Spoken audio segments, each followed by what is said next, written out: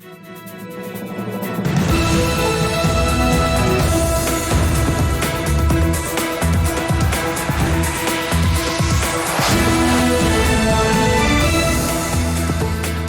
good evening. This is TV7 Israel News broadcast to you from Jerusalem. And in today's top stories, an Egyptian brokered ceasefire took effect overnight after approximately 55 hours of hostilities, which included roughly 1,100 rockets and mortar shells fired toward Israel's southern communities.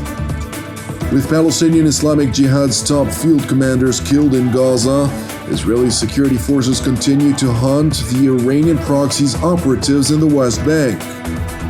The European Union labels the current round of nuclear talks with Iran in Vienna as the one last effort. Operation Breaking Dawn, which included a tense round of approximately 50 hours of hostilities between the Iranian proxy, Palestinian Islamic Jihad in the Gaza Strip, and Israel, came to an end overnight when an Egyptian brokered ceasefire arrangement went into effect at 11:30 last night. Since Israel launched the first blow at 4:16 on Friday, following 3 days in which the Palestinian Islamic Jihad in Gaza pledged to target Israeli civilians over the incarceration of its top official in the West Bank, the internationally designated terror group launched roughly 1,100 rockets and mortar shells towards Israel's southern and central civilian communities. Nevertheless, 1 in every 5 projectiles that were indiscriminately launched from the densely populated Palestinian enclave failed to cross into Israeli territory, regrettably causing civilian casualties, including children. And out of the incoming rockets that penetrated Israeli airspace with a trajectory toward populated areas, the Israeli Air Defense Array had a successful 96% interception rate, effectively averting any direct loss of life. In contrast, the IDF launched repeated waves of pinpointed strikes against Islamic Jihad targets, eliminating the Iranian proxy's top field commanders of the northern and southern arenas of the Gaza Strip, among many other operatives. It is worth noting that while Islamic Jihad made every effort to kill Israeli civilians, Israel went out of its way to avert collateral damage. The Israeli Air Force published footage of one of its operations in which it sought to target the top Islamic Jihad field commander of Gaza's southern region, Khalid Mansour, in which it showed the extensive measures it undertakes to avoid harming innocent civilians, since the Jewish state does not regard the people of Gaza its enemy. Israel carried out a precise counter-terror operation against an immediate threat. Our fight is not with the people of Gaza. Islamic Jihad is an Iranian proxy that wants to destroy the state of Israel and kill innocent Israelis. It is important to highlight that intra-Palestinian tensions in Gaza saw the Islamist Hamas organization turn a cold shoulder toward the Iranian proxy Palestinian Islamic Jihad, which to its apparent surprise found itself facing Israel alone. Consequently, Israel capitalized on those tensions by exclusively targeting Islamic Jihad infrastructure and personnel, which ultimately drove the Iranian-backed Palestinian leadership to seek out an immediate Egyptian brokered ceasefire. يعني بالتأكيد تم التوصل لاتفاق في ضوء التزام مصري بالإفراج عن الأسيرين خليل عواودة والأسير بسام السعدي في أسرع وقت ممكن، ونعلن وقف إطلاق النار الساعة 11:30 من هذه الليلة، ونرحب بالجهود المصرية التي بذلت لإنهاء هذه المعركة. The terms of the Egyptian brokered ceasefire included the transfer of an incarcerated Palestinian terrorist on hunger strike to a medical facility, an Egyptian pledge to work for the release of a senior Islamic Jihad official, Bassam al-Saadi, from Israeli detention, alleviating the closure on the Hamas-controlled enclave, and allowing the transfer of gas to the sole power station in the Gaza Strip. While the terms for a ceasefire are broadly regarded as a clear defeat of the Iranian proxy, speaking at a press conference in Tehran, Islamic Jihad Secretary General Ziad al-Nahala sought to sell it to his patrons and followers as a victorious outcome for his battered organization. العدو استهدف كسر الجهاد الإسلامي، نحن لم ننكسر وحققنا إنجاز وفرضنا الشروط التي ابتدأت فيها المعركة على العدو. هذا ببساطة كان الاتفاق بسيطا والإنجاز واضحا، أن تلتزم إسرائيل بإطلاق الأخوين الأسيرين الأخ خليل عودة والشيخ بسام. هذا هو الاتفاق، هذا هو جوهر الاتفاق. ثانيا بشكل عام نحن أكدنا في هذا الاتفاق على وحدة الشعب الفلسطيني وعلى وحدة الساحات الفلسطينية. هذا هو الموقف ببساطة متناهية. The Palestinian Islamic Jihad leader went on to claim that his group managed to unify the Palestinian front in Israel, the West Bank, and Gaza Strip in a statement clearly detached from reality on the ground. ونحن عملنا في هذه المعركة على وحدة الساحات الفلسطينية. عندما نرفع شعارا، هذا الشعار هذا يعني تحدي لكل المشروع الصهيوني، وليس المشروع الصهيوني، لكل المؤامرات التي تحاك من أجل تفرقة الشعب الفلسطيني، وعلى قاعدة أن غزة في جهة ولها مشروع والضفة لها مشروع وال48 له مشروع.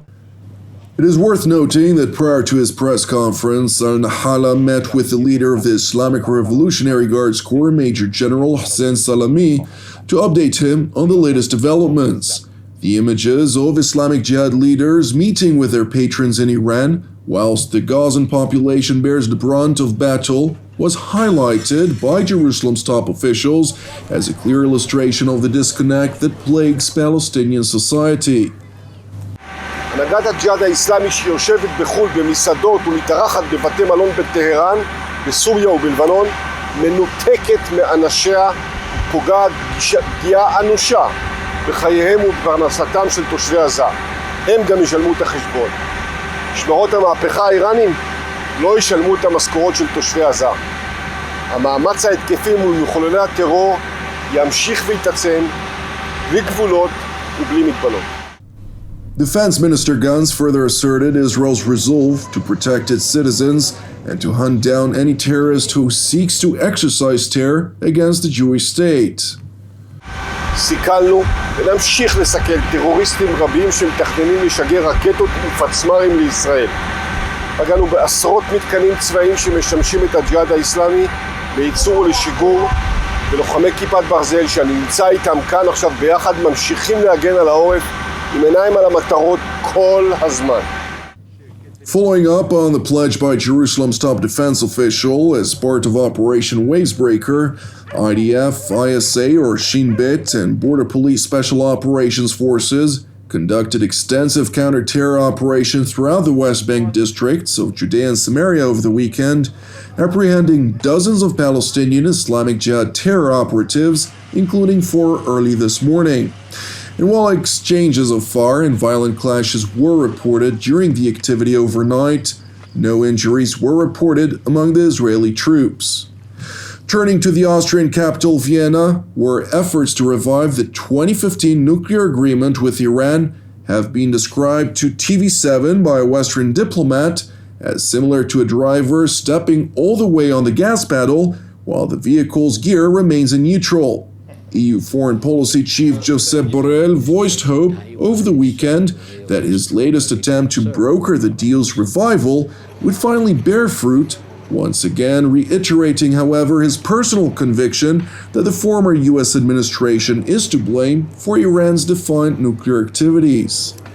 As coordinator of the Vienna talks between Iran and the international community, in order to try to look for a revival of the nuclear deal that was broken due to the Trump withdrawal, I've been working hard during the last 2 months in order to make everybody go back to Vienna, bringing a positive answer from the consultations that all of them has been taking on their capitals. While managing to draw the Iranians back to the negotiating table in Vienna, the European Union sought to highlight the urgency of the present round of talks, defining this round of diplomacy as a one last effort. C'est le temps pour le dernier effort pour discuter la proposition, la récente proposition des représentants et prendre les décisions clés et décisives politiques dans les capitales des pays qui sont participants de JCPOA. Donc le processus est en cours maintenant à Vienne et nous espérons qu'on va voir les résultats très tôt.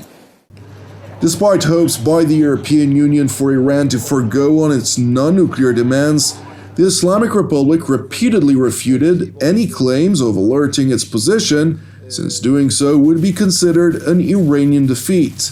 And while Tehran continues to demand that Washington succumb to its non-nuclear demands, the strategic coordinator for the U.S. National Security Council, retired Rear Admiral John Kirby, stressed that the United States would not alter its position and urged Iran to accept the terms of the agreement.